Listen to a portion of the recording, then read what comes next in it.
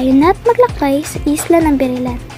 Ating tutuklasin ang mga magagandang tanawin, pagdiriwang at iba pa.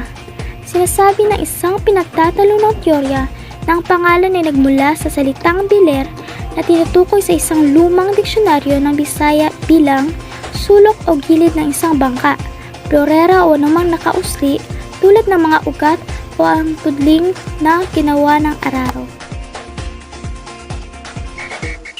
Nagbibigay din ng diksyonaryo ng biliran bilang isang alternatibong pagbaybay para sa biler. Ano nga ba ang biliran? Ang biliran ay isang isla na lalawigan sa Pilipinas na matatagpuan sa rehiyon ng Silangang Visayas, ikawalong rehiyon.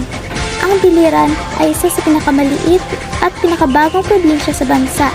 Dating sa probensya ng Leyte, naging malayang lalawigan ito noong 1972.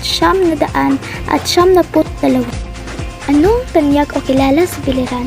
Ang biliran ay sikat o kilala sa Ulan-Ulan Falls at Sambawan Island. At tanyag din ang lugar sa mga pagdiriwang tulad ng Hudyaka na ipinagdidiwang tuwing ika-11 ng Mayo. Ang piyestang ito ay isang pagdiriwang ng pagpupunyagi ng mga biliranin bilang isang taong may hudyaka o kasayahan.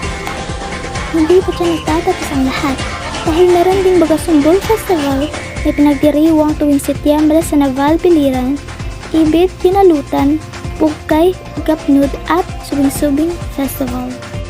Ngayon ay ating pag-uusapan ang salawikaing ginagamit sa mga taong naninirahan sa biliran. Waray. Ang mga naninirahan sa biliran ay higit na nagsasalita ng waray. Pangunahing sinasalita ito sa Kaibiran, Kulaba, Kabugayan, Biliran at Maripipi. Samantalang ang mga bayan ng Naval, Almeria at Kawayan ay nagsasalita ng Cebuano. Agrikultura naman ang pangunahing gawain pang-ekonomiya sa lalawigan ng biliran, kung saan pangunahing produkto ang palay, mais, niyog, isda, ugat at gulay.